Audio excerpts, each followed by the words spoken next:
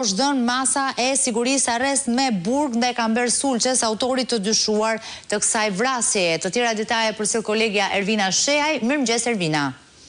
Mirëmëngjes Armela, atëherë ka përfunduar seanca në gjykatën e shkallës së parë në qytetin e Gjirokastrës për sa i përket masës së sigurisë apo vazhdimit të masës së sigurisë për autorin e dyshuar Kamber Sulçe, i cili dyshohet si vrasës i shtetasit italian në ngjarjen e ndodhur në datën 29 shtator në fshatin Salari të Bashkisë së Tepelenës. Burg pa fat ka qenë masa e arrestit e dhënë ditën e sotme për Kamber Sulçe nga gjykata e shkallës së parë të Gjirokastrës. Fillimisht ka qenë prokuroria e çështjes Blerina Mutabelli, ajo e cila ka paraqitur aktet në të cilat grupi hetimor pati marrë në vendngjarje, e më pas të gjitha rrethanat që ka shoqëruar këtë situatë deri në vetëdorëzimin e Kamber Sulçes 3 ditë më parë pranë prokurorisë së Gjirokastrës. Kujtojnë këtu se Sulçe është vetëdorëzuar dhe së bashku ka pasur edhe armën e krimit me vete.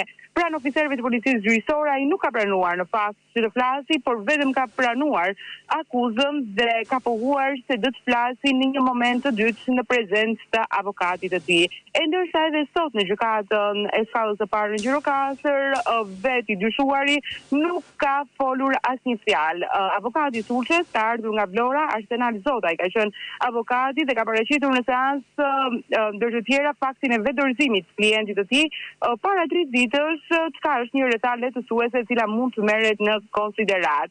Vetë autori Kamber Sulçe ka qëndruar i errëtur përgjatë gjithë seancës së vlerësimit të masës së arrestit dhe nuk ka folur. Pas gjithë kësaj, kryesuesja e seancës dhe kreu i gjykatës së shkallës së parë, Entela Selmanaj, ka dhënë vendimin e vlerësimit të masës burg pa fat. Në thonë se avokati i pandehurit është shprehur se këtë vendim do të ankimojë në gjykatën e apelit në kryeqytet. Kujtojmë në fakt se në këtë seancë gjyqësore është zhvilluar në masa të rrepta të sigurisë, ku ka pasur rreth